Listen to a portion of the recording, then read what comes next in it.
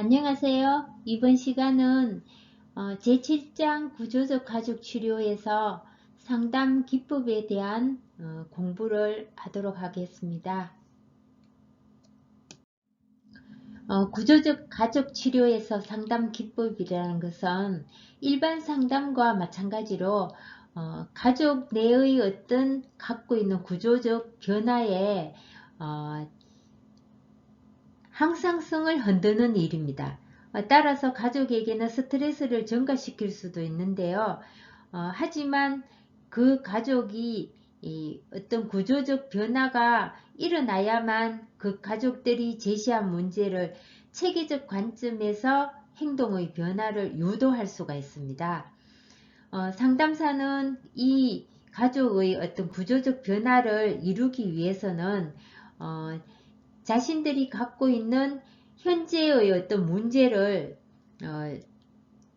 자연스럽게 그리고 일반적으로 그것을 치유할 수 있는 부분에 포커스를 맞춘다면 이 상담사는 그 문제에 대해서 기존 가족들이 가지고 있는 여러가지 사고나 아니면 행동 패턴에 대해서 새롭고 건설적인 방향으로 이것들을 이끌어낼 수 있어야 되고 정보 안내를 해 주어야만 합니다. 따라서 상담사는 체계적 관점에서 문제를 바라봐야 된다는 거죠. 이 체계적 관점이라는 것은 지난 시간에 공부를 하고 제가 설명을 드렸습니다. 가족 지도가 이 체계적 관점에서 우리가 이렇게 이루어질 수 있다라고 했죠. 그 가족 지도를 만들면 좀 더 행동 패턴을 우리가 변화를 유도할 수 있고, 그죠? 그런 얘기를 앞에서 했었습니다. 그래서 이것을 우리가 특히 여러분들이 상담사가 앞으로 될 거잖아요.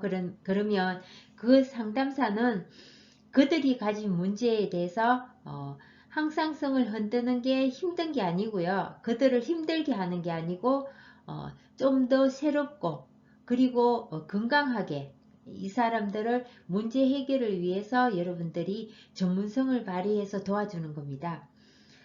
따라서 이 상담 과정을 통해서 여러분들이 가족 교류의 구조를 잘 관찰해야 되고 그리고 또 가족 역동은 어떻게 일어나는지 그리고 이런 것들이 구조적 가족 치료에서는 잘 다루어야 하는 중요한 문제입니다. 따라서 지도자의 입장으로 가족 체계에 참여하여 가족 구조를 그려보고 또한 구조를 변화시키기 위한 개입을 여러분들이 하실 수 있어야 됩니다. 미누친의 가족평가의 4단계 모델이 있는데 그것을 한번 살펴보도록 하겠습니다. 자, 도표 보세요. 자, 첫 번째 1단계, 2단계, 3단계, 4단계가 있는데요. 1단계는 호소 문제를 드러내는 것. 정상을 가지고 있는 사람과 당면한 문제를 분리시켜 객관화시키는 작업이라는 거죠. 그리고 2단계는 문제를 지속시키는 상호작용을 부각하셔야 되네. 갈등을 탐색해서 그 갈등의 문제를 야기시키는 상호작용, 다시 말해서 가족 간의 어떤 이어져 있는 상호작용을 부각시켜서 당면한 문제를 지속시키는 가족 패턴을 탐색해야 됩니다. 그리고 3단계에서는 가족 구조에 초점을 두어서 과거를 탐색하여야 됩니다. 가족원들이 과거에서부터 가지고 와서 현재까지 영향을 주는 관건이 되는 것은 무엇인지 그것에 대해서 탐색을 해야 됩니다. 가족 안에는 가족들이 가지고 있는 신화가 있다고 했죠. 가족 규칙 이런 것들 그것을 탐색한다는 거죠. 그리고 4단계에서 대안적인 관계 방식을 모색합니다. 어떻게 하면 이 사람들이 좀 더 도움을 주어서 건강한 방법으로 회복할 수 있는지 문제를 해결할 수 있는지 거기에 포커스를 맞추어서 그 문제를 재정의하고 또 다른 선택을 할 수 있도록 가능성을 열어놓는 거죠. 각 개인별 가족 안에서 갖고 있는 가족의 유능성들이 있습니다. 그리고 그 가능성들을 역할을 할 수 있도록 도움을 주는 거죠, 상담사가. 이래서 여기에서는 1단계, 2단계, 3단계, 4단계로 나누어서 상담사가 개입하고 이것을 이루어 나가는 그런 것을 의미합니다. 구조적 가족 치료에서 상담 과정에서는 사정을 따로 이렇게 하지 않고요. 면담을 하면서 상담 과정을 반복해서 그 가족들을 이렇게 사정하고 또 자료로서 피드백하고 이런 과정들을 거치게 됩니다. 사정, 목표 설정, 치료적 개입 이렇게 3단계로 나누어서 이것이 계속 연속된 하나의 과정으로 이루어 나가면서 가족 구조에 대한 변화를 시도합니다. 가족 상호작용에 상담사는 함께 합류를 하여서 그 가족에 대해서 상호작용을 재구성할 수 있도록 그리고 바람직한 교류 유형을 발달시킬 수 있도록 맥락을 만들어 나가는 것이 중요하다는 그 이론적 근거에서 이렇게 상담을 진행을 합니다. 그리고 상담은 가족 상호의 그 작용에 합류한다는 것이 굉장히 중요하고요. 그리고 두 번째 가족 상호작용을 재구성한다는 것. 그리고 세 번째 상호작용의 창조란 이것은 상담사가 치료적 효과와 연결될 수 있는 가족 간의 상호작용을 만들어 나가는 의도적인 어떤 기법이거든요. 그래서 이 세 가지 기법이 굉장히 중요하고 또 이것을 우리가 사용을 해야만 가족 치료에서 이 사람들을 좀 더 나은 그 문제 해결에 대한 방향을 제시해주고 그리고 상담사가 도움을 줄 수 있습니다. 따라서 이러한 것들이 있어야 새로운 가족 구조를 만들기 위한 기법이 동시에 연속적으로 사용되기도 하고 또 보완적인 역할을 하기도 하고 이렇게 이루어져 나갑니다. 그러면 우리가 이제 가족 상호작용에 합류를 하여 어떤 식으로 또 함께 상담을 이끌어내는지 살펴보도록 하겠습니다. 옆에 7-3의 이렇게 그림을 보면 도표를 보면 가족 구조의 사정과 목표 설정의 과정이 있습니다. 제일 처음 문제를 정의하고 그리고 정보를 수집하고 가설을 설정한다. 사정을 하지 않고 상담사가 가설을 설정하는 게 구조적 가족 치료의 특징입니다. 그리고 치료 목표의 설정, 치료 목표는 반드시 있어야 됩니다. 단기면 단기, 장기면 장기 뭐 이렇게 해서 그 사람들이 이루어낼 수 있는 거 문제 해결을 하기 위해서 자신의 행동 패턴이나 아니면 가족 안의 구조가 변화가 일어나야 되거든요. 그래서 그런 부분을 설명하는 겁니다. 그리고 그 다음 치료적 개입이 들어갑니다. 무엇이든지 변화를 이루기 위해서는 치료적인 어떤 개입이 들어가야만 그것이 잘 이루어낼 수 있습니다. 그렇지 않으면 스트레스를 너무 많이 받아서 치료 과정에서도 이 치료가 중단되는 경우가 있거든요. 그래서 상담사는 그 가족이 갖고 있는 가족 규칙이나 가족 신화를 잘 살펴봐야 되고 그것에 그 사람들이 저항을 일으키지 않도록 하는 것이 굉장히 중요합니다. 그리고 6번에 보면 6번째 2번으로의 피드백 이렇게 되어 있죠. 그래서 문제에 관한 정보를 수집해서 그것에 관한 피드백을 각 가족에게 이렇게 준다는 겁니다. 자, 그러면 다음 그 챕터 보겠습니다. 구조적 가족 치료에서 상담 기법이 세 가지가 있다고 요 앞 챕터에서 잠깐 언급했죠. 첫 번째 가족 상호작용에 합류하는 것. 두 번째 가족 상호작용을 재구성하는 것, 그리고 세 번째 상호작용의 창조라고 얘기를 했습니다. 그러면 가족 상호작용이 어떻게 합류가 이루어지는지에 대해서 잠깐 살펴볼게요. 자, 가족 상호작용 합류에서 이 합류라는 것은 상담사가 가족과 인간적인 관여를 하는 것을 의미합니다. 따라서 라포와 비슷한 개념이긴 한데 이 라포는 치료적 관계의 어떤 정서적인 면을 의미한다면 합류는 상담사의 행동을 표현하는 용어라고 말할 수 있습니다. 그리고 이 합류는 의도된 행동적인 기법이지만 배려 깊은 공감적 이해가 선행되어야 하고 또 합류를 촉진하기 위한 기법으로는 추적, 유지, 모방 세 가지가 있습니다.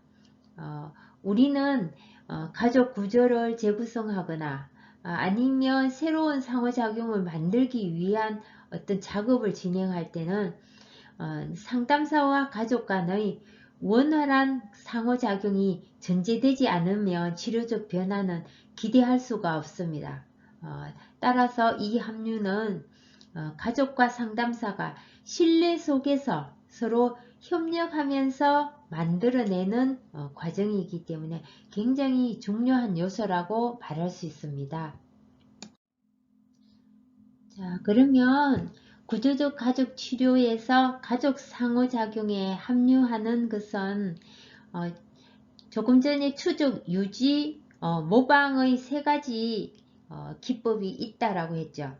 자, 그러면 추적이라는 것은 어떤 것인지, 유지는 어떤 것인지, 모방은 어떤 것인지 한번 살펴보도록 하겠습니다. 추적이라는 것은 상담사가 가족이 지금까지 해온 의사소통이나 행동을 계속하도록 지지하여 가족이 보이는 기존 상호작용의 흐름에 거스르지 않고 이렇게 들어가는 겁니다. 항상성을 유지하도록 하면서 가족 과정의 흐름에 합류하는 겁니다. 이 추적 기법의 실천은 상담사의 지지적 언급이나 내용을 명료화하기 위한 질문 또는 가족이 말한 핵심 용어를 반복하거나 흥미롭게 열심히 듣는 태도 등을 들 수 있습니다. 두 번째 이제 유지를 한번 살펴볼게요. 유지는 상담사가 가족과 합류하기 위해서 자신의 행동을 가족의 상호작용에 맞추는 겁니다. 이것은 상담사가 가족 상호작용의 어떤 법칙을 존중하고 그것에 이제 함께 하기 위해서 노력하는 거죠. 미누치는 유지라는 단어를 사용해서 적응의 중요성을 묘사하였는데요. 이것은 상담사가 가족이 가진 기존 구조를 유지할 수 있도록 존중해 주는 겁니다. 상담 초기 관계에 이것을 많이 사용하는 기법입니다. 그리고 세 번째 모방에서는 상담사가 가족의 언어, 비언어적 행동을 활용해서 합류를 촉진하는 겁니다. 팬토마임처럼 가족의 흉내를 내거나 아니면 의식적, 무의식적으로 모방하려는 대상의 언어 사용, 동작, 또한 감정의 어떤 표현들, 그리고 비유적 표현 등에 주목하여서 그 행동을 활용하고 또 함께 합류하기 위해서 촉진을 하는 태도를 갖다가 모방이라고 이렇게 설명합니다. 가족 상호작용의 재구성에서 상담 목표는 가족의 상호작용 패턴을 변화시켜서 그 IP가 문제 행동을 보이지 않고 바람직한 가족 구조를 만드는 것입니다. 가족 간 상호작용 패턴을 변화시키려는 시도가 가족 상호작용의 재구성인데요. 이것을 실현하기 위해서는 체계의 재편성, 정상의 초점화, 그리고 구조의 수정을 들 수 있습니다. 체계의 재편성은 가족을 바람직한 위치로 직접 움직여서 상호작용의 변화를 시도하려는 기법인데요. 가족들이 속해 있는 어떤 가족 환경에 가족들의 배열을 바꾸어서 구조를 변화시키는 것을 체계의 재편성이라고 합니다. 그리고 정상의 초점화는 가족이 호소하는 정상에 직접 관여를 해서 가족 상호작용 유형을 변화시키려는 기법인데요. 이것은 정상의 강조와 정상의 축소와 그리고 새로운 정상으로의 어떤 이행이 있습니다. 이것을 좀 더 자세하게 살펴보면 정상의 강조화는 IP에게 정상은 고통스럽지만 주위 사람의 관심을 끌거나 책임 회피를 할 수 있는 어떤 이점이 있습니다. 그것은 IP 문제를 그죠? 가족이 얻을 수 있는 2차적인 이득이 일어나지 못하도록 정상을 과장하는 것입니다.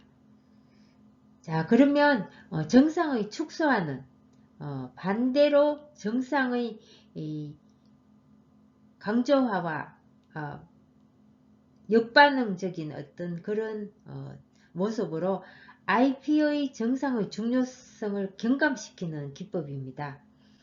따라서 이것은 IP 정상 위주의 가족이 상호작용하는 유형을 변화시켜서 그것을 다른 문제와 비교해서 더욱 다른 문제를 부각시킴으로써 현재의 정상을 경시하도록 만드는 것입니다. 그리고 새로운 정상으로의 이행 세 번째 그 방법은 정상의 재정의를 학파에 따라서 재명명하거나 또 긍정적인 의미로 불리기도 하는데요. 이것은 IP의 정상에 대한 의미는 보는 시각에 따라서 다양한 관점을 가지기 때문에 이제 이 같은 시도가 가능하다고 보여집니다. 그리고 이 시각은 상식적인 관점에서는 정상이란 부정적인 것으로 우리가 볼 수 있는데 실제로는 그로 인해서 어떤 2차적인 이익도 있는데요. 이 정상의 재정의의 목적은 새로운 정상의 이행과 마찬가지로 새로운 가족 상호작용을 창조하는 것에 의미가 있습니다. 구조의 수정은 구조적 가족치료의 독특한 기법 중에 하나이고요. 가족 체계의 경계선이나 제휴 권력에 직접 관여해서 가족 구조를 변화시키는 것입니다. 앞에서 우리가 구조적 가족 치료의 수준에 대해서 공부를 할 때 지난 시간에 이제 우리가 이것을 이 용어들이나 이런 것들 접했죠. 따라서 구조적 가족 치료를 지향하는 상담사는 계획적 또는 의도적으로 기능적 구조를 목표로 하면서 다양한 치료적 개입을 시도합니다. 이 구조 개선의 기법에는 가족 지도나 가족 상호작용의 분해 그리고 유형의 강화나 유형의 재조직 이런 것들이 있습니다. 여러분들 이 용어가 사실은 조금 어렵죠. 상담 용어가 감정을 표현하는 것이나 아니면 부드러운 이런 용어일 것이라고 생각하고 상담 공부를 시작하신 분도 아마 있을 텐데요. 사실은 이 용어들이 생소하거나 아니면 건설 현장에서 쓰여지는 용어들처럼 뭐 전부 다 개선이나 수준이나 뭐 체계나 뭐 이런 것들이 권력, 힘 뭐 굉장히 많습니다. 이런 용어들이. 하지만 여러분들이 이 용어들을 반복해서 우리가 수업 시간에 계속 듣게 되고 또 임상 현장에서는 이러한 용어들이 현장하고 함께 연결이 되기 때문에 훨씬 더 이해하는 데는 용이합니다. 아마 그 임상과 함께 병행을 하게 된다면 그것이 이것이구나 이렇게 아마 이해가 더욱 쉽게 될 텐데요. 이 용어들이 한 번만 사용하고 다시는 언급하지 않는 게 아니고 계속해서 반복하기 때문에 반복적으로 여러분들 공부를 하시게 돼요. 그래서 좀 힘드시겠지만 처음 여러분들이 습득하는 데는 어려움이 있다 하더라도 나중에는 아마 전문가가 되셔서 저보다 훨씬 더 많이 활용도 잘 하시고 또 그 언어적인 표현도 잘 하실 수 있으리라 믿습니다. 그래서 힘들더라도 여러분 포기하지 마시고 또 짜증내지 마시고 함께 수업을 진행을 하셨으면 좋겠습니다. 자, 함께 우리가 또 계속해서 공부할게요. 자, 그러면 첫 번째 가족 지도는 무엇이냐? 그 앞에서 우리가 가족 지도에 대한 어떤 용어는 들은 적이 있습니다. 그죠? 이것은 구조적 가족 치료에서 계속 사용되는 이제 용어이고요. 이것은 비언어적인 기법입니다. 이렇게 그리는 거죠.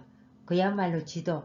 우리 가계도 생태도 그려보셨잖아요. 그것처럼 가족 지도도 그렇게 그립니다. 누구와 누구와 더 가까운가. 그리고 우리가 또 가족 구조 안에서 안방에는 누가 잠을 주무시고 그리고 식탁에 앉을 때 가장 좋은 자리는 누가 앉으시는지 뭐 그런 것들을 살펴볼 수 있는 게 이 가족 지도 안에서 이렇게 표현이 됩니다. 그래서 이 가족 지도는 가족 사정의 어떤 수단이 될 뿐만 아니라 또 상담 과정에서도 가족 구조를 수정하는 치료적 기법으로도 사용됩니다. 왜냐하면 가족에게 계속 좌석 이동을 이렇게 요구를 하고요. 물리적으로도 가족 구조를 경험할 수 있도록 이렇게 상담사가 도움을 주고 또 함께 이것을 진행을 합니다. 그리고 두 번째 가족 상호작용의 분해는 상담사가 가족이 역기능적인 어떤 구조를 지속하지 못하도록 제재하는 기법입니다. 그걸 차단시켜 주는 거죠. 분해시켜 버립니다. 이렇게. 그리고 이것은 가족의 상호작용을 분해해 버림으로써 가족에게 새로운 상호작용을 시도할 수 있도록 이렇게 하게 합니다.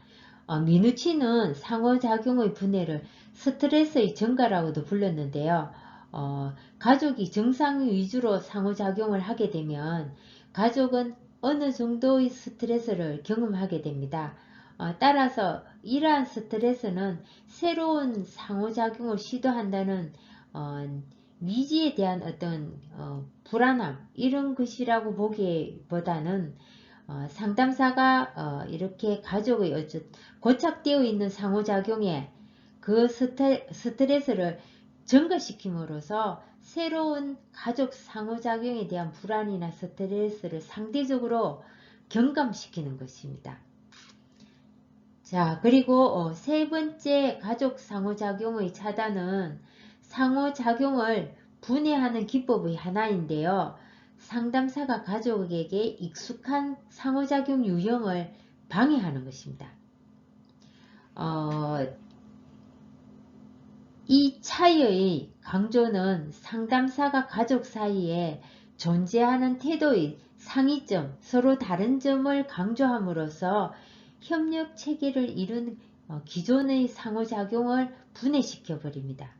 따라서 잠재적 갈등의 표면화는 상담사가 가족의 협력 관계 이면에 숨어있는 갈등을 표면화하도록 자극시킵니다.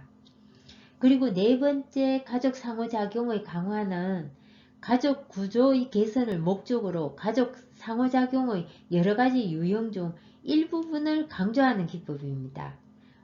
이것은 체계 갈등과 상호작용의 유형을 재조직함으로써 서로의 갈등을 배제하여서 효율적인 상호작용이 일어나도록 시도하는 기법입니다. 구조적 가족 치료에서 상담 기법의 세 번째인 가족 상호작용의 창조에 대해서 살펴보도록 하겠습니다. 이것은 상담사의 목표와 가족이 가진 기대의 차이로 인해서 필요한 정보 수집이 필요합니다. 따라서 이 가족 상담에 오게 된 동기는 IP의 문제를 개선하고 가족 구조에 문제가 있다는 사실을 인정을 해야 되는데 가족들은 가족이 가진 기대의 차이나 또 어떻게 상담이 필요한 정보를 끌어내서 치료적으로 활용할 수 있는가가 상당히 중요하지만 자신들이 의미 있다고 생각하지 않거나 상담 장면에서 가족이 자발적으로 드러내지 않는 정보것들이 있습니다. 따라서 이러한 정보를 수집하기 위한 기법으로 이 가족 상호작용을 창조라고 이렇게 부르고 상담사가 그것을 캐내기 위해서 얻어내기 위해서 의도하며 계획적으로 가족 간에 어떤 상호작용을 일어나는지 그리고 상호작용을 촉진시키기 위해서 사용하는 기법을 창조라고 합니다. 이 가족 상호작용의 창조는 교류의 가족 상호작용의 재구성을 위해서 기초가 되며 또 가족 상호작용의 창조를 위한 기법으로는 세 가지가 있습니다. 구조화, 그리고 실현화, 그리고 가족 내의 과제 설정 등이 있습니다.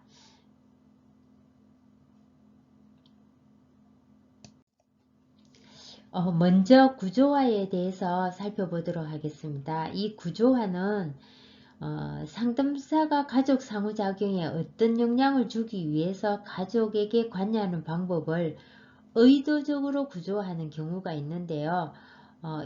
이것은 상담사가 상담 목표에 도달하기 위해서 의도적이고 계획적으로 시도하는 치유적 관여를 의미합니다. 이것은 꼭 필요하고요. 이것을 해야만 상담 과정에서 다음 단계에 이렇게 진행을 할 수 있고 또 그것을 잘 이끌어낼 수 있습니다. 무엇이든 구조화되지 않으면 사실은 진행하기가 어렵습니다. 자, 그러면 두 번째 실현화에 대해서 한번 살펴보겠습니다. 실현화는 상담 면담 중에 가족에게 역기능적인 가족 간의 어떤 교류를 실제로 재현시키는 것인데요. 언어로 어떤 문제를 설명하는 방법과는 다르게 행동을 중요시하게 생각하는 것입니다. 이것은. 그리고 구조적 가족 치료의 독특한 기법입니다. 또한 실현화는 직접적이어서 가족의 실생활의 상호작용이 그대로 어떤 드러날 가능성이 있으므로 가족 구조를 이해하는 데 굉장히 효과적입니다. 상담사에게는 어떤 정보의 양과 질을 또 향상시키는 데 도움을 줍니다. 이 실현화는 상담사에게 몇 가지 이점을 제공합니다. 상담사가 적극적으로 가족과 관여함으로써 치료적인 관계 형성에 기여할 수 있는 어떤 가능성을 크게 만들어 주고요. 그리고 두 번째 보면 가족이 자신들의 문제에 관여하는 방법을 재현함으로써 실현하잖아, 그죠? 그래서 그들 스스로가 문제를 가족 체계라는 맥락에서 관찰할 기회를 가질 수 있도록 했습니다.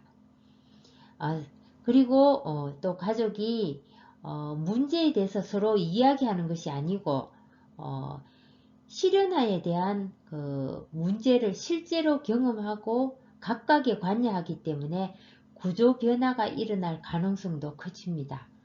따라서 관계 형성, 치료적인 관계 형성에 기여할 가능성도 커지고, 또 가족 체계 안에서 서로가 가족이 관찰할 기회를 갖고, 또 어떤 구조 변화를 일으킬 수 있는 가능성도 확대되고, 그래서 상담사는 상담 장면에서 이 실현아가 갖고 있는 좋은 이점들이 또 있습니다. 자, 그러면 실현아의 기법에서 세 단계가 있는데, 우리가 이제 파워포인트를 보면서 한번 공부를 하도록 하겠습니다. 제1단계는 상담사가 가족 상호작용을 관찰함으로써 역기능적인 부분에 초점을 맞출 것인가를 잘 결정을 해야 된다는 거죠. 어디에다가 이 역기능적인 부분에 초점을 맞추어서 이것을 우리가 도움을 줄 수 있을지, 그죠? 또 뭐가 문제인지, 이런 것들을 우리가 결정을 해야 된다는 거죠. 그리고 2단계에서 상담사가 가정한 역기능적인 상호작용의 차단을 중심으로 가족에게 연기를 요구할 수 있습니다. 그죠? 이 실현하는 행동의 어떤 표현이기 때문에 우리가 그것을 언어적인 표현보다 훨씬 더 이렇게 강하게 우리가 파악할 수 있고 또 그것을 살펴볼 수 있습니다. 그리고 제3단계에서 가족에게 기존의 방법과는 다른 상호작용을 시도하도록 촉진시킬 수 있습니다. 그래서 이런 것들은 굉장히 실현아의 장점이고 또 이런 기법들은 상담 장면에서 상담사에게 굉장히 좋은 어떤 향상의 효과를 줄 수 있다는 거죠. 자, 그러면 마지막으로 가족 내의 과제 설정 세 번째를 살펴보도록 하겠습니다. 가족 내의 과제 설정은 상담사가 가족이나 어떤 특정 상호작용에 관여하는 과제를 제시하는 것입니다. 언제, 어디서, 누구와 어떻게 상호작용해야 하는 것인가를 명확하게 설명을 하고요. 그리고 목적은 목표에 관련된 정보를 수집하고 또 상호작용의 개선을 다지는 기초 작업입니다. 따라서 이 상호작용의 개선을 다지는 기초 작업 안에서 실현화와 과제 설정은 비슷하지만 과제 설정에는 시간, 장소 또한 상호작용의 유형이 명확히 제시된다는 점이 실현화와 다른 점이라고 볼 수 있습니다. 자, 그러면 여러분 상담 기법 이번 시간 이렇게 잘 숙지하셨는지 모르겠습니다만 힘드시더라도 또 공부를 하시고요. 상담 기법은 민우친의 가족치료 상담 기법은 여기서 정리를 하도록 하겠습니다. 그리고 다음 시간은 다세대 가족 치료에 대해서 공부를 하도록 하겠습니다. 지난 시간에 제가 과제를 여러분들한테 말씀을 드렸는데 자아 분화 척도와 의사소통 그리고 KFD에 대해서 설명을 드렸습니다.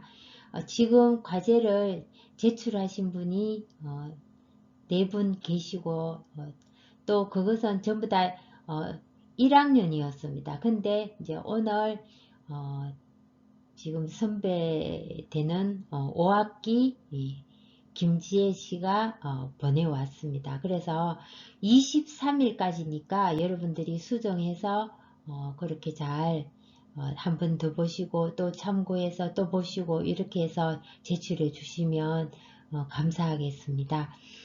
현재 제출해 주신 분들은 굉장히 잘하셨고요.